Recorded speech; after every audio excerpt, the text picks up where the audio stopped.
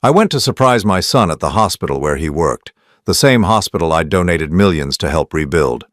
As I reached his office, I heard his voice through the door. "Once he signs the transfer papers, pull the plug. The old man won't feel a thing." A woman's voice replied, "And the inheritance?" He laughed softly. "Split it after the funeral. I'm glad to have you here. Follow my story until the end and comment the city you're watching from so I can see how far my story has reached." I never thought I'd be standing outside my son's office door, questioning everything I believed about the person I raised. At 61, I figured I'd seen enough of life's surprises. I was wrong. It was a Thursday morning in late October when I decided to surprise Leonard at work. The crisp autumn air reminded me of the day we'd broken ground on the new pediatric wing 3 years ago. I'd donated $2.7 million to help rebuild this hospital after the fire, partly because Leonard worked here, partly because my late wife Margaret would have wanted it. She always said helping sick children was the most important thing we could do. Walking through those gleaming hallways I'd helped fund should have filled me with pride. Instead, something felt off. Maybe it was the way the receptionist avoided eye contact when I mentioned Leonard's name, or how quickly she buzzed me through without the usual pleasantries. I brushed it off. People are busy in hospitals. Leonard's office was on the 4th floor in the administrative wing. As chief of internal medicine, he had a corner office with windows overlooking the memorial garden we'd dedicated to Margaret. I'd been so proud when he got that promotion last year. My son, following in his grandfather's footsteps, healing people, making a difference. I was almost at his door when I heard voices inside. Leonard's voice, unmistakable, but speaking in a tone I'd never heard before. Cold, calculating. "Once he signs the transfer papers, pull the plug. The old man won't feel a thing." My blood turned to ice. I pressed closer to the door, my heart hammering so hard I was sure they'd hear it. A woman's voice responded, sweet but with an edge that made my skin crawl. "And the inheritance?" Leonard laughed. It was a sound I'd never heard from my son before, soft and cruel. "Split it after the funeral. Sarah, baby, will finally be able to pay off those credit cards and get that house in Tuscany you've been wanting." I stumbled backward, my vision blurring. The hallway suddenly felt too bright, too sterile. A nurse walked past, giving me a concerned look, but I couldn't form words. My legs felt like they might give out. They were talking about killing someone. Someone old, someone with money. My first instinct was to burst through that door and demand an explanation. But something held me back. Maybe it was the professional way they discussed it, like they were planning a medical procedure. Maybe it was the casual mention of inheritance money, or maybe it was the terrible growing certainty that I knew exactly who they were talking about. I walked to the elevator on unsteady legs, my mind racing. Leonard had been asking a lot of questions lately about my will, my health, my plans for the future. He'd insisted I get that comprehensive physical last month, even though I felt fine. He'd suggested I might want to consider giving him power of attorney just in case something happened. The elevator doors opened and I stepped inside, staring at my reflection in the polished steel. At 61, I looked older than I felt. My hair had gone completely gray after Margaret died 5 years ago, and the stress of managing our various business interests had added lines around my eyes. But I was healthy. My doctor had said so just last week. So why was my son talking about pulling plugs? I drove home in a daze, my hands gripping the steering wheel so tightly my knuckles were white. Our house sat on 12 acres just outside the city, the same house where Leonard had grown up, where Margaret had tended her rose garden, where we'd hosted countless dinner parties and family gatherings. Everything looked the same, but nothing felt the same. I sat in my study, staring at the framed photos on my desk. Leonard at his medical school graduation, beaming as I pinned his white coat. Leonard and Sarah on their wedding day, looking so happy and in love. Leonard holding our first grandchild, little Emma, with such tenderness in his eyes. Who was the man I'd heard in that office? My phone rang, making me jump.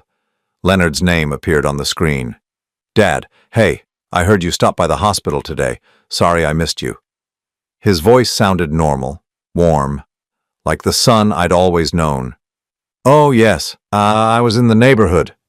I tried to keep my voice steady. Thought I'd see how you were doing. That's so sweet of you.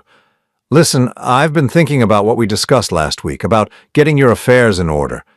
I really think we should schedule a meeting with the lawyers soon. Just to make sure everything's set up properly.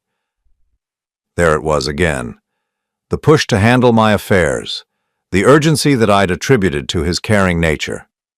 Sure, son, we can talk about it. Great. Actually, why don't you come to dinner Sunday? Sarah's making that pot roast you love. We can discuss it then. After I hung up, I sat in the growing darkness of my study, not bothering to turn on the lights. Outside, the wind rattled the windows, and I could hear the old house settling around me.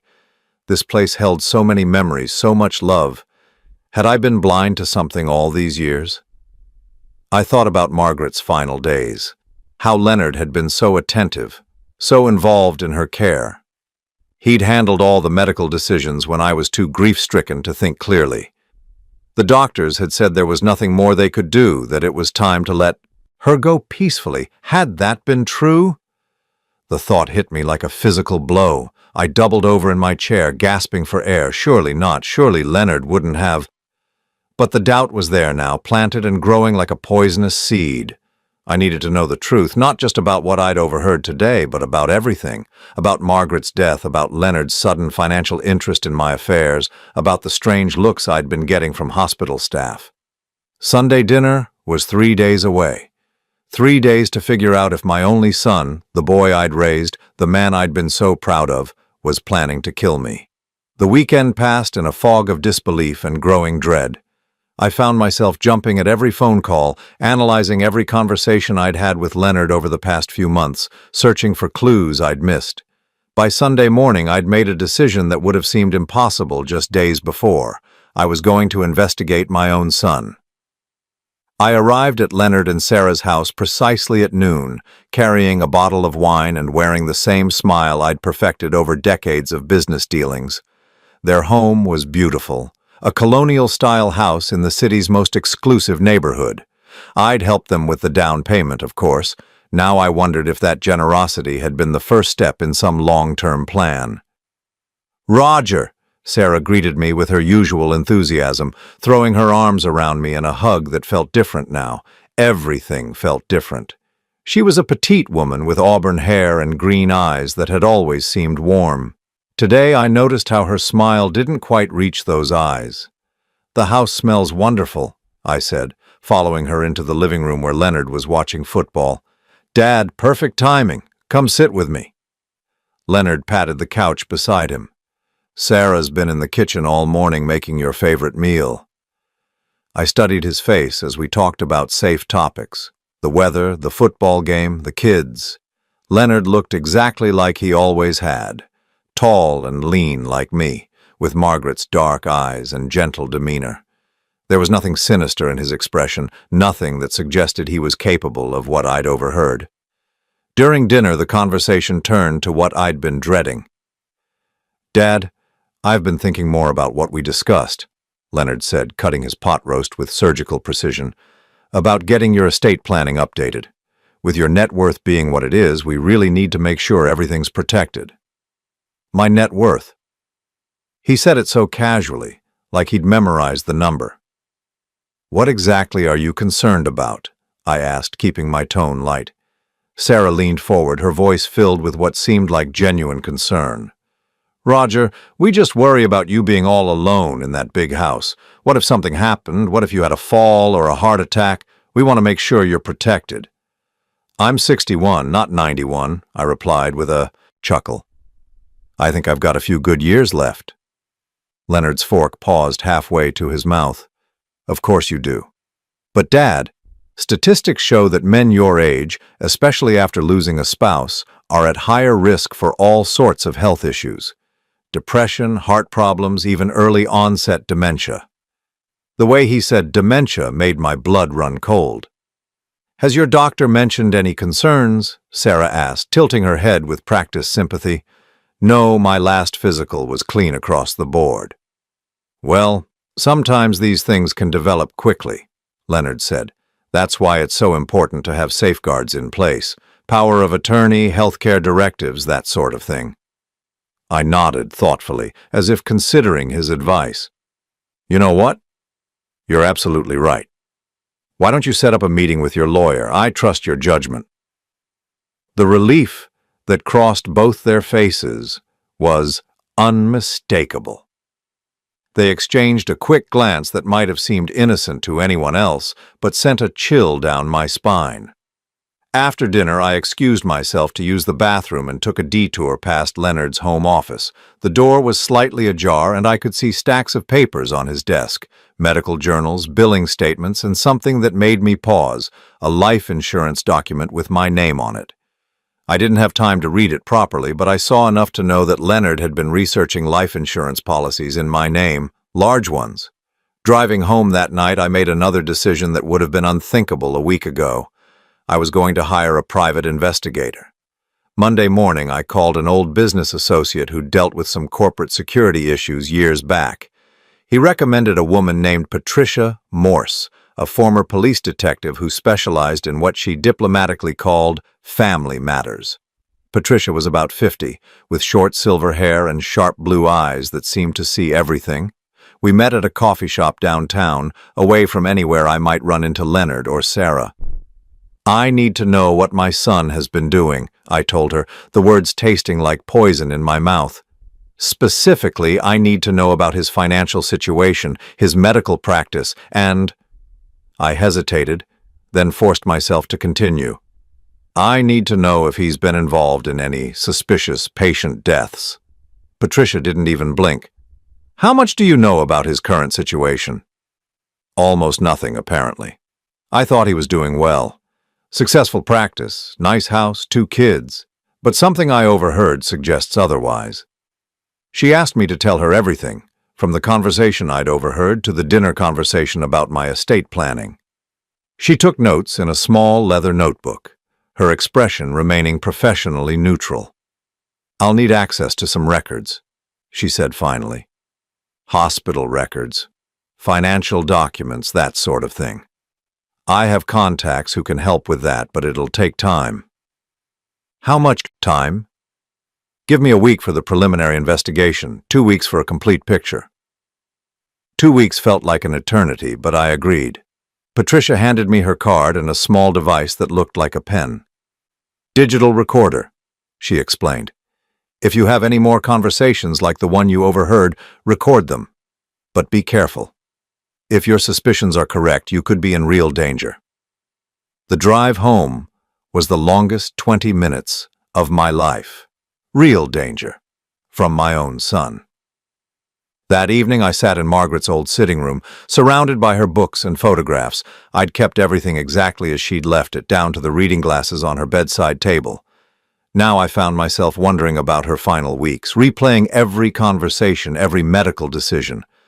Leonard had been so helpful during her illness. He'd explained every treatment option, every medication change, every decision to increase or decrease her morphine. When the doctors said it was time to consider palliative care, Leonard had been the one to help me understand that we were prolonging her suffering. But what if we weren't? What if those doctors were wrong? What if Leonard had influences their recommendations?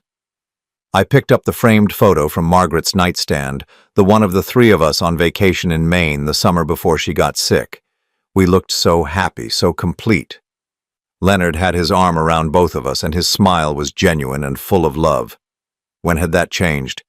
When had my son stopped seeing me as his father and started seeing me as an obstacle? My phone buzzed with a text message from Leonard. Thanks for dinner yesterday, Dad. I'll call the lawyer tomorrow to set up that meeting. Love you. I stared at those last 2 words until they blurred together. Love you. Did he mean it? Had he ever meant it? Or was love just another tool in whatever game he was playing? I turned off the lights and headed upstairs, but I knew sleep wouldn't come easily. Somewhere in this city, my son was planning something that involved transfer papers and pulling plugs and splitting inheritance money, and I was running out of time to figure out how to stop him. Patricia called me on a Wednesday morning exactly 1 week after our coffee shop meeting. Her voice was tense in a way that made my stomach clench before she even spoke. We need to meet, today. And Roger, You're going to want to sit down for this conversation."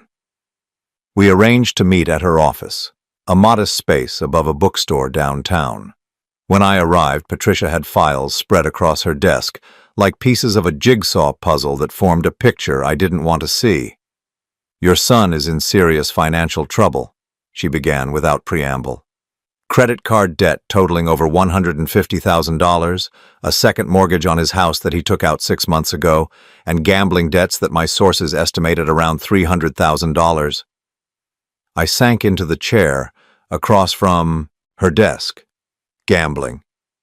High-stakes poker games mostly, underground circuits that don't mess around when it comes to collection. Leonard owes money to some very dangerous people. She slid a photograph across the desk. It showed Leonard leaving what looked like a warehouse, his face tense and worried. "This was taken last Thursday night. He's been frequenting this place for over a year. But his salary at the hospital, $200,000 a year. Good money, but not nearly enough to cover his lifestyle and his debts, especially not with Sarah's spending habits." Patricia opened another file. "She's racked up another $75,000 in credit card debt. Designer clothes, jewelry, spa treatments. She's living like someone with unlimited funds." My head was spinning. How did I not know any of this? Because they've been very careful to maintain appearances. But Roger, the financial problems are just the beginning. The real issue is what Leonard's been doing at the hospital. She pulled out a thick manila folder labeled Patient Records, Confidential. "I have a contact in the medical examiner's office. Over the past 18 months, there have been 5 deaths at your son's hospital that raised questions. All elderly patients, all wealthy, all under Leonard's direct care." My mouth went dry. What kind of questions?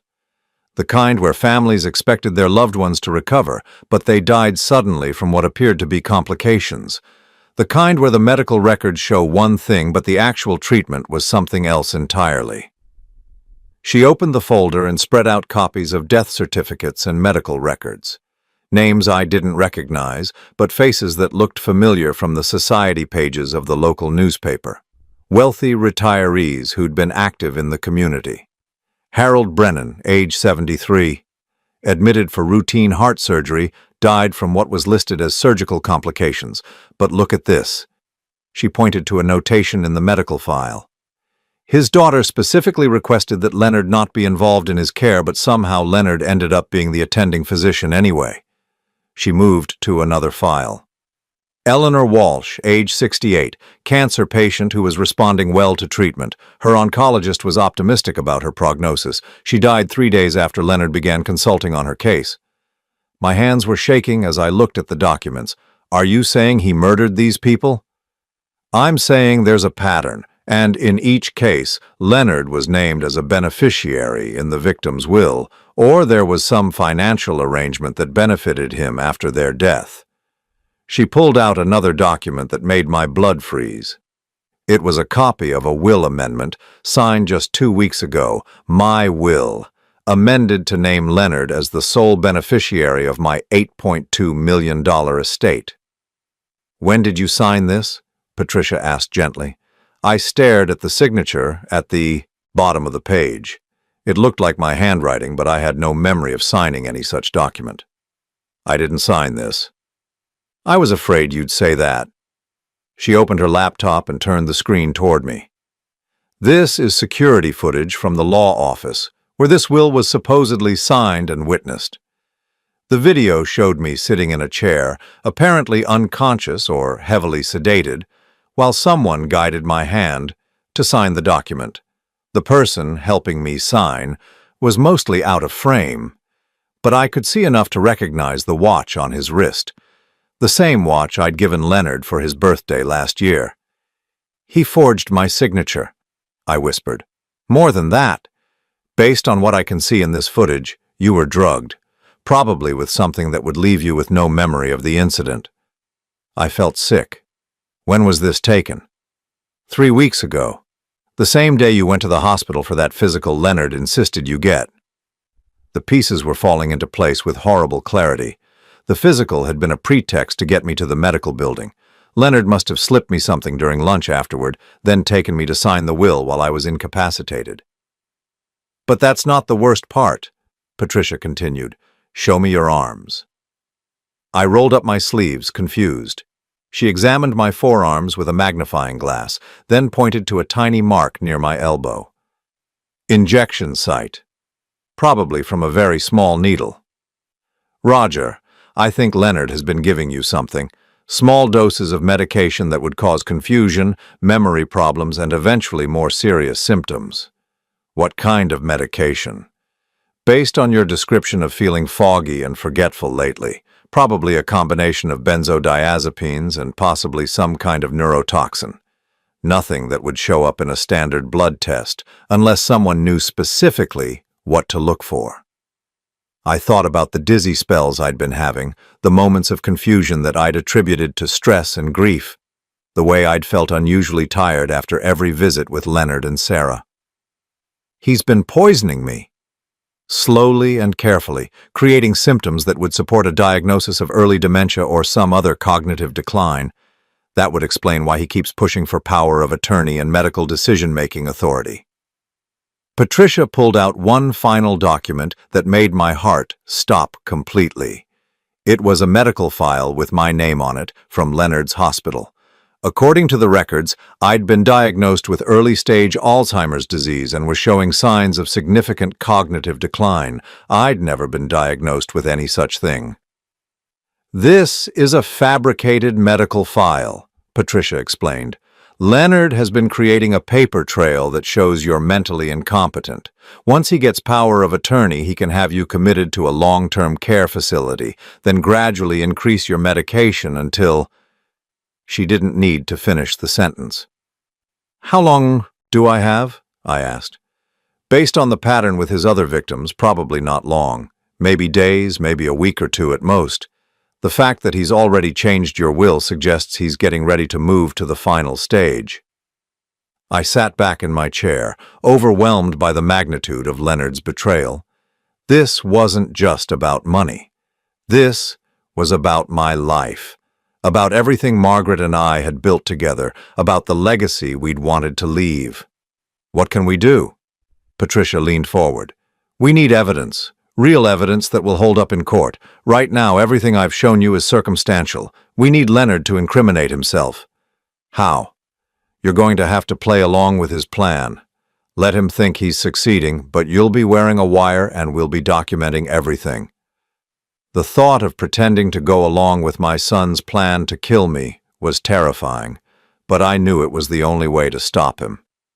"There's something else you need to know," Patricia said, her voice growing even more serious. "Sarah isn't just a willing participant in this. She's the one who taught Leonard how to do it." She pulled out another file, this one labeled Sarah Mitchell, Prior History. "Before she married your son, Sarah worked as a nurse in a facility in Florida that had an unusually high number of elderly patient deaths. She was never officially charged with anything, but she left that job very suddenly after an investigation began." The room was spinning. The woman I'd welcomed into my family, who'd called me dad for the past 8 years, who'd brought my grandchildren into the world, was a killer. "She's done this before," I said. "Multiple times, and now she's trained your son to do the same thing." I thought about little Emma and James, Leonard and Sarah's children, my grandchildren. What kind of people were raising them? What kind of legacy would they inherit? "We have to stop them," I said. Patricia nodded. "We will. But Roger, you need to understand what you're up against. These aren't people who are going to just confess and walk away. If they suspect you know what they're planning, they'll accelerate their timeline." I looked out the window at the busy street below, watching normal people going about their normal lives. None of them knew that their trusted doctor and his nurse wife were methodically murdering elderly patients for money. "When do we start?" "Tonight. Leonard called you earlier, didn't he? About dinner plans?" I checked my phone. There was indeed a message from Leonard asking if I wanted to come over for dinner tomorrow night to discuss the power of attorney documents. "Perfect," Patricia said. "That's when we'll get the confession we need." As I left her office, I realized that in less than 24 hours I would be sitting across the dinner table from my son, knowing that he was planning to kill me and pretending that everything was normal. The thought should have terrified me. Instead, I felt something I hadn't felt in years, a cold, calculating anger that reminded me of the businessman I used to be before retirement. Leonard had made one crucial mistake in his plan. He'd underestimated his father. I spent Thursday morning in what might have been the strangest business meeting of my life. Patricia had brought in a technology specialist, a young man named David, who looked like he could be one of my grandchildren, but spoke with the authority of someone who'd done this many times before. "The recording device goes here," he said, showing me a nearly invisible wire that would run along my collar. "And this backup recorder goes in your jacket pocket. We'll also have a van parked outside Leonard's house with additional monitoring equipment." Patricia spread blueprints of Leonard and Sarah's house across the table. "We need to get them talking about the specifics of their plan, not just vague references to inheritance money, but details about how they intend to kill you and when." I practiced wearing the equipment until it felt natural, until I could move and speak normally without thinking about the wires. We rehearsed different conversation scenarios, with Patricia playing Sarah and David playing Leonard. It was surreal, practicing how to get my own son to confess to planning my murder. "Remember," Patricia emphasized, "you need to seem vulnerable but not suspicious. Act like you're starting to have those cognitive problems Leonard's been claiming you have. Be confused about recent events, maybe forget something important, make them think their drug regimen is working." At 5 o'clock I drove to Leonard's house with recording equipment hidden on my body and a stomach full of dread. But underneath the fear was something else. A growing determination to protect not just myself, but future victims. If Patricia was right about Sarah's history and Leonard's pattern, I wouldn't be the last. Sarah greeted me at the door with her usual hug and smile. "Roger, you look tired. Are you feeling all right?" "Oh, you know," I said, deliberately letting my voice trail off. "Some days are better than others. I've been having trouble sleeping lately." I saw her exchange a quick glance with Leonard, who appeared from the kitchen wiping his hands on a dish towel. "That's actually something we wanted to talk to you about tonight, Dad. We're worried about some of the things you've been saying and doing lately." We settled in the living room with drinks. I made sure to mention that I'd been having trouble remembering where I'd put things, that I'd gotten confused about what day it was earlier in the week. With each symptom I described, I watched their faces light up with satisfaction. "Dad, that's exactly why we think it's so important to get these legal documents in order," Leonard said, leaning forward with feigned concern. "What if your condition gets worse? What if you can't make decisions for yourself?" "What condition?" I asked, playing confused. Dr. Matthews said my physical was fine. Sarah and Leonard exchanged another look. "Dad," Leonard said gently, "we've run some additional tests, some cognitive assessments. The results are concerning." "What kind of tests?" "I don't remember taking any tests." "That's part of the problem," Sarah said softly. "The memory issues are getting worse. We had Dr. Phillips do an evaluation last week when you came to the hospital." Dr. Phillips. I knew that name from Patricia's research. He was the neurologist who'd signed off on several of the suspicious diagnoses in the other cases. "What did he say?" I asked, letting my voice shake slightly. Leonard pulled out a folder that I recognized as the fake medical file Patricia had shown me. "Dad, I'm sorry to have to tell you this, but you're showing early signs of Alzheimer's disease." I stared at the folder, letting my face crumple with fear and confusion. "Alzheimer's? But I feel fine most of the time." "That's how it starts," Sarah said, moving closer and taking my hand. "The good news is that we caught it early. There are treatments that can slow the progression." "What kind of treatments?" "Medication mostly, and we need to make sure you're in a safe environment where you can get the care you need." Here it was. The setup for moving me into a facility where they could control my medical care completely. "I don't want to leave my house," I said. "Margaret's things are there, all our memories." "We understand," Leonard said. "But Dad, what if you forget to take your medication? What if you have a fall and no one's there to help you? What if you get confused and wander outside?" They painted a picture of helplessness and danger that would have been convincing if I didn't know what they were really planning. I let them talk, asking fearful questions and expressing confusion about legal documents I pretended not to understand. "The power of attorney is just a precaution," Sarah explained. "It means that if you become unable to make decisions, Leonard can make them for you. Medical decisions, financial decisions, all in your best interest." "And the will?" I asked. "Just updating it to make sure everything goes to family," Leonard said. "You know how much legal fees can eat into an estate if things aren't properly organized." I nodded slowly as if trying to process information that was too complex for my declining mind. "I trust you, son. You're a doctor. You know what's best." The relief on their faces was unmistakable. Sarah actually smiled. "We'll take such good care of you, Roger," she said. "You won't have to worry about anything." During dinner, they talked about their plans for my care. A private facility that specialized in Alzheimer's patients. A room with a nice view where I'd be comfortable. Medical staff who were experienced in managing the progression of the disease. "How long do people usually live with Alzheimer's?" I asked innocently. "It varies," Leonard said. "Some people live for years, but others, especially when they have other health complications." "What kind of complications?" "Heart problems, respiratory issues. Sometimes patients stop eating properly or develop infections. The immune system becomes compromised." He was describing exactly how he planned to kill me, and I was recording every word. After dinner, they brought out the legal documents, pages and pages of dense legal language that would give Leonard complete control over my life and death. "I should probably read through all this," I said, picking up the power of attorney document. "Of course," Leonard said, but I could see the impatience in his eyes. "Although, with your memory issues, you might find it easier if we just go through the important parts together." Sarah brought me a cup of tea while I pretended to read. The cup was warm and the tea smelled like chamomile, but I noticed a slight bitter aftertaste that I hadn't noticed before. They were drugging me again, right here at their dinner table. I pretended to drink the tea while actually just touching it to my lips. Within a few minutes, I began acting drowsy and confused, slurring my words slightly. "I'm feeling a bit dizzy," I said. "That's just the stress of dealing with all this paperwork," Sarah said soothingly. "Why don't we get these documents signed so you can rest?" They guided my hand as I signed paper after paper, just like in the security footage Patricia had shown me.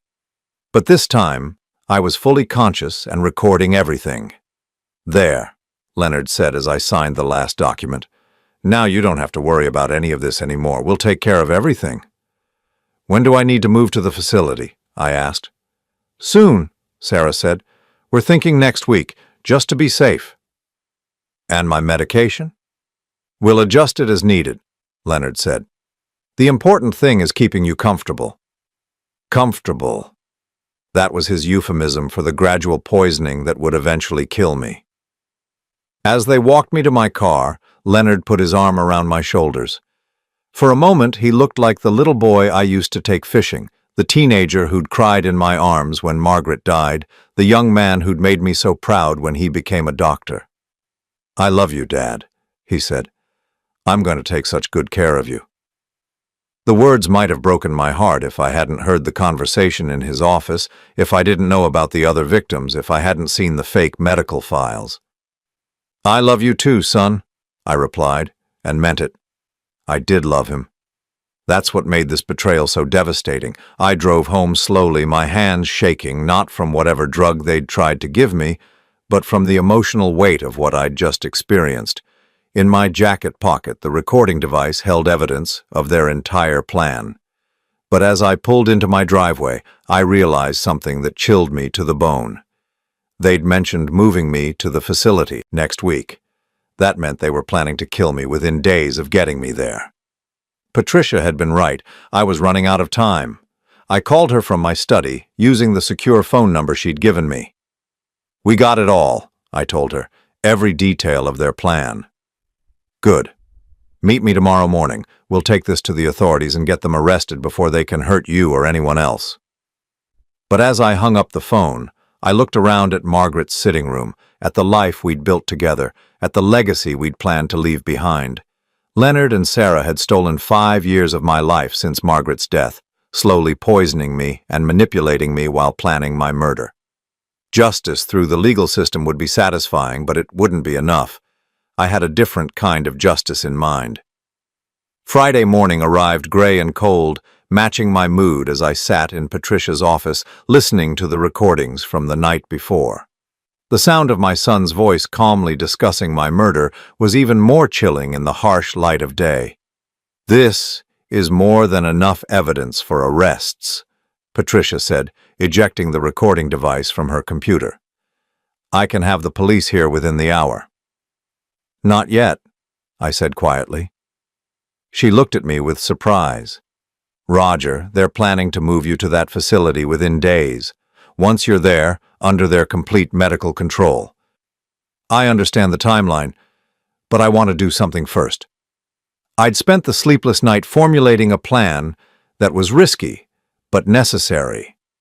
Leonard and Sarah had spent months setting up their elaborate scheme, creating false medical records, forging legal documents, slowly poisoning me while pretending to care. A simple arrest felt insufficient. "I want them to experience what they put their victims through," I explained. "The fear, the helplessness, the realization that someone they trusted is planning to destroy them." Patricia frowned. "What exactly are you proposing?" "They think I'm signing myself into that facility today. Leonard called this morning to confirm the appointment at 2 o'clock. I'm going to keep that appointment, but not as the confused, helpless victim they're expecting." I opened my briefcase and pulled out documents I'd prepared with my real lawyer, the one Leonard didn't know about. These are the actual legal documents. A new will that leaves everything to charity, with specific provisions that Leonard and Sarah receive nothing if they're ever convicted of a crime. Power of attorney granted to my lawyer, not Leonard. And most importantly, a detailed confession about everything they've done, including evidence about their other victims. You want to confront them directly. More than that, I want them to understand that their victims weren't as helpless as they thought. I want them to know that someone fought back. Patricia studied the documents, then looked at me with something approaching admiration. "You realize this is dangerous. If they panic, if they realize you know everything, they won't panic. They're too confident, too sure of themselves. They think they've been so clever, so careful, they won't expect their elderly victim to outsmart them." She was quiet for a long moment. "What do you need from me?" "Backup. I want you and the police standing by, ready to move in if something goes wrong. But I want to do this my way first." At 1:30, I arrived at Sunset Manor, the private facility where Leonard and Sarah planned to have me killed. It was exactly as they'd described. Beautiful grounds, expensive furnishings, and the kind of discreet atmosphere that wealthy families paid for when they wanted their elderly relatives to disappear quietly. Leonard and Sarah were waiting in the admission office with a woman who introduced herself as the facility director. They all wore the same expressions of professional sympathy, like they were helping me through a difficult but necessary transition. "Dad, you're right on time," Leonard said, standing to embrace me. "How are you feeling today?" "Much better, actually," I replied, my voice stronger than it had been the night before. "Much clearer." I saw Leonard and Sarah exchange a quick glance of concern. They weren't expecting clarity. "That's wonderful," the director said. "Sometimes people have good days and bad days with cognitive decline. The important thing is that you're here where we can take proper care of you." "About that," I said, settling into my chair. "I've been thinking about this arrangement and I have some questions." Leonard leaned forward. "Of course, Dad. What would you like to know?" "I'd like to know why you've been putting drugs in my food." The room went completely silent. The director looked confused, but Leonard and Sarah's faces went pale. "Dad, I think you're having one of your confused episodes," Sarah said carefully. "No one's been putting anything in your food." I reached into my briefcase and pulled out a small vial of liquid. "This is a sample of the tea you gave me last night. I had it analyzed this morning. Lorazepam and something called scopolamine, drugs that cause confusion, memory loss, and compliance." Leonard's jaw tightened. "That's impossible. You must have..." Must have what? Made it up? Like I made up the conversation I overheard in your office about pulling plugs and splitting inheritance money? The director was looking between us with growing alarm. I think perhaps we should postpone this admission until— No, I said firmly. I think we should continue. I think Leonard and Sarah should explain to this nice woman exactly what kind of medical care they were planning to provide me here. Sarah tried to maintain her composure. Roger, you're clearly having a paranoid episode. This is exactly why you need professional care. I pulled out my phone and played the recording from the night before. Leonard's voice filled the room, calmly, discussing my fake Alzheimer's diagnosis and the treatments that would keep me comfortable until I died. The director pushed back from the table. I'm going to have to ask you all to leave. This facility does not participate in elder abuse? Murder? I finished for her. No, I don't imagine you do, but Leonard and Sarah weren't planning to tell you what they were really doing, were they? I stood up and faced my son and daughter-in-law directly. 5 people. That's how many elderly patients you've murdered in the past 18 months. Harold Brennan, Eleanor Walsh, Margaret Sinclair, James Morrison, and Catherine Price. All wealthy, all trusting, all helpless under your medical care. Leonard shot to his feet. You're delusional. The stress of your condition is making you paranoid. Am I paranoid about the forged will, the one where you drugged me and guided my hand to sign documents I never agreed to? I pulled out copies of the security footage. Or am I paranoid about Sarah's history in Florida, where she killed at least 3 patients before you met her? Sarah's facade finally cracked. You don't understand. Those people were suffering. We helped them find peace. By stealing their money? We helped them, and yes, we were compensated for our care. There's nothing wrong with that. I stared at this woman, who had called me Dad for 8 years, who had brought my grandchildren into the world, who had spent family dinners talking about their hopes and dreams while planning to murder me for money. The children, I said quietly. What about Emma and James? What kind of legacy are you leaving them? For the first time, Leonard looked genuinely shaken. The children don't know anything. This has nothing to do with them. It has everything to do with them. You're their father, their role model. What do you think happens to them when you're arrested for multiple murders? The director had already left the room, probably calling security. I could hear sirens in the distance, which meant Patricia had decided not to wait for my signal. You can't prove any of this, Sarah said desperately. It's all circumstantial, the word of a confused old man against 2 respected medical professionals. I smiled for the first time in days. Actually, I can prove all of it. See, while you 2 were planning my murder, I was planning something else. I pulled out the final document from my briefcase. This is my real will, properly witnessed and filed yesterday. It leaves my entire estate to a foundation dedicated to investigating suspicious deaths in medical facilities, the Margaret Holloway Foundation for Medical Ethics. Leonard's face went white. You can't do that. The will you signed was signed under duress while I was drugged. Any first-year law student could get that overturned, but more importantly, this new will contains detailed descriptions of everything you've done, including evidence that will help convict you for the murders of all your victims. The sirens were getting closer. Through the window, I could see police cars pulling into the parking lot. There's something else you should know, I said as we heard footsteps in the hallway. I've been working with the FBI for the past week. They've been investigating suspicious deaths at your hospital, and they're very interested in your financial records, your gambling debts, and your medical practices. Patricia appeared in the doorway with 2 FBI agents and 3 local police officers. Leonard Holloway and Sarah Holloway, you're under arrest for the murders of Harold Brennan, Eleanor Walsh, James Morrison, Catherine Price, and the attempted murder of Roger Holloway. As they read Leonard and Sarah their rights, I watched my son's face crumple with the realization that his perfect plan had fallen apart. For a moment, he looked like the little boy who used to come to me when he was scared or hurt.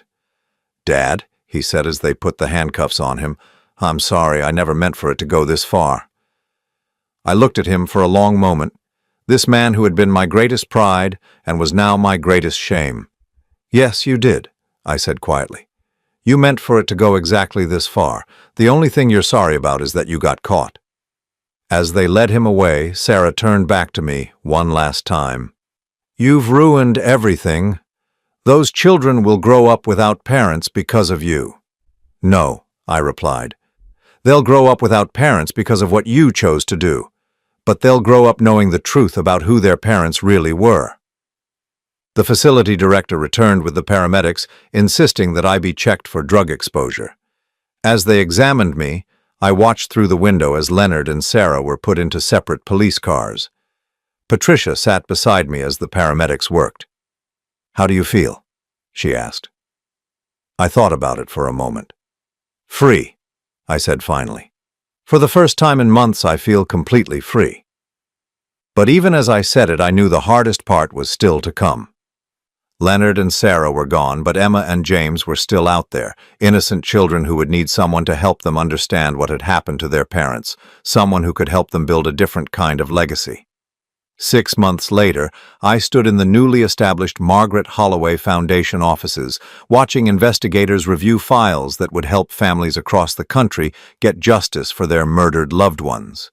The foundation had grown beyond anything I'd originally envisioned, fueled by donations from families who'd lost elderly relatives under suspicious circumstances and by my own $8.2 million estate. The trials had been swift and decisive. Leonard received life in prison without possibility of parole for 5 counts of first-degree murder. Sarah received the same sentence for 4 murders, with her Florida victims finally getting justice after years of their family's questions going unanswered. The gambling ring that had pressured Leonard into his desperate schemes was dismantled by federal investigators, preventing other doctors from falling into the same trap. But the legal victories, satisfying as they were, weren't what brought me peace. What brought me peace was Emma. I was in my study at home, reading through the latest foundation reports, when I heard a car in the driveway. Through the window, I saw Margaret's sister Helen getting out of her sedan, followed by 2 small figures I hadn't seen since the arrests. Emma, now 9 years old, walked slowly toward the house, holding her 6-year-old brother James's hand. They'd been living with Helen since their parents' imprisonment, and this was their first visit to see me. Helen had asked me repeatedly if I was ready for this conversation, if I was prepared to help them understand what had happened. I'd been preparing for 6 months.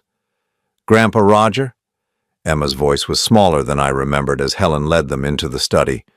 James hung back, partially hiding behind his sister. Hello, sweetheart, I said, kneeling down to their level. I'm so glad you came to see me. Emma studied my face with the serious expression she'd inherited from Leonard. Aunt Helen says Mommy and Daddy did bad things, that they hurt people. I took a deep breath. We'd rehearsed this conversation with child psychologists, family counselors, and Helen countless times. But now, facing these 2 innocent children whose world had been shattered by their parents' choices, all the prepared words seemed inadequate. Yes, I said simply. They did hurt people. They made very bad choices that hurt a lot of families.